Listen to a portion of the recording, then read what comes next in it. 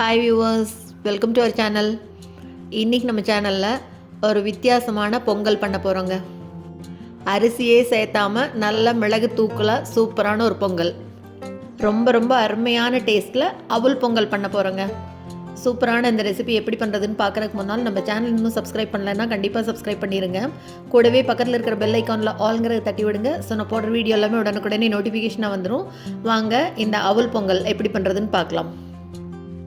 இதுக்கு முதல்ல ஒரு பவுலில் 1 கப் அளவு கெட்டி அவுல் சேர்த்துக்கிறேன்.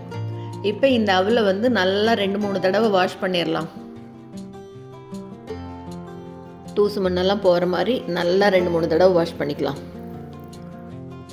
பாருங்கள், நல்லா வாஷ் பண்ணதுக்கப்புறமா ஒரு மூடி போட்டு மூடி வச்சிடலாம். 10லேருந்து 15 நிமிஷம் நல்லா ஊறட்டும். அதுக்குள்ளே இப்போ மிளகும் சீரகமும் வறுத்து எடுத்துக்கலாம்.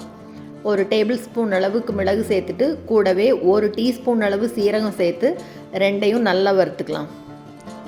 சீரகம் நல்லா பொரிஞ்சு வரணும்.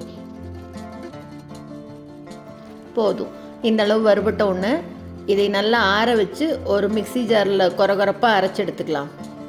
பாருங்கள், இந்த மாதிரி அரைச்சி எடுத்து வச்சுக்கலாம். இது இருக்கட்டும். இப்போ 10 நிமிஷம் கழித்து இந்த அவுல் ஊற வச்சதை திறந்து பார்க்கலாம். நல்லா அப்படி ஊறி வந்திருக்கு பாருங்கள், சாஃப்டாக வந்திருக்கா.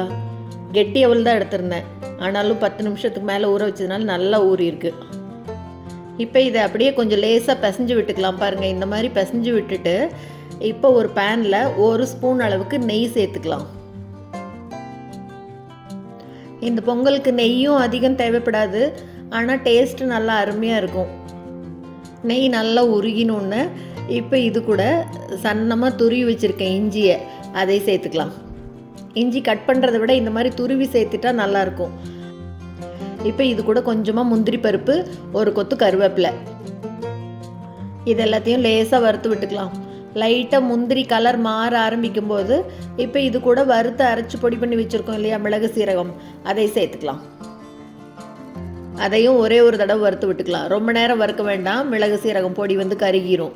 லைட்டாக ஒரு தடவை வறுத்து விட்டுட்டு இப்போ இந்த ஊற வச்ச அவலை சேர்த்துக்கலாம். இதுக்கு தண்ணியை மொத்தமாக வடிச்சிடக்கூடாது, கொஞ்சமாக அப்படியே ஈரப்பதத்தோடு இருந்ததுனா தான் நல்லாயிருக்கும்.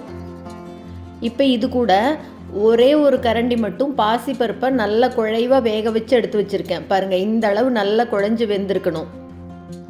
அதையும் சேர்த்து நல்லா கலந்து விட்டுட்டு இப்போ இதுக்கு தேவையான அளவு உப்பு சேர்த்துக்கலாம். அடுப்பை மீடியம் ஃப்ளேமில் வச்சுட்டு இப்போ எல்லாத்தையும் நல்லா அப்படியே கலந்து விட்டுற வேண்டியது தாங்க. அரிசி பருப்பு போட்டு எப்போவும் ஒரே மாதிரி பொங்கல் பண்ணி போர் அடிச்சிருச்சுன்னா இந்த மாதிரி அவலில் டிஃப்ரெண்ட்டாக ட்ரை பண்ணி பாருங்கள். பண்ணுறதும் ரொம்ப சுலபமாக இருக்குது பாருங்கள். அவல் ஊறிச்சுன்னா 5 நிமிஷத்தில் பண்ணிடலாம். 10 நிமிஷம் அவல் ஊறுறதுக்கு இது 5 நிமிஷம், 15 நிமிஷத்தில் டக்குன்னு பொங்கல் ரெடி ஆயிரும். நல்லா கலந்து விட்டதுக்கப்புறமா இது மேலே ஒரே ஒரு ஸ்பூன் நெய் விட்டுக்கலாம். அவ்வளோதாங்க, அப்படியே மணக்க அவுல் பொங்கல் சூப்பராக ரெடி ஆயிடுச்சு. தேங்காய் சட்னியோடு தொட்டு சாப்பிட்டா வேறு லெவலில் இருக்கும் டேஸ்ட்டு. கண்டிப்பாக ட்ரை பண்ணி பார்த்துட்டு மறக்காமல் கமெண்ட்டில் சொல்லுங்கள். இந்த வீடியோ உங்களுக்கு பிடிச்சிருந்ததுன்னா லைக் பண்ணுங்கள், ஷேர் பண்ணுங்கள், கமெண்ட் பண்ணுங்கள். மறக்காமல் நம்ம சேனலை சப்ஸ்கிரைப் பண்ணுங்கள்.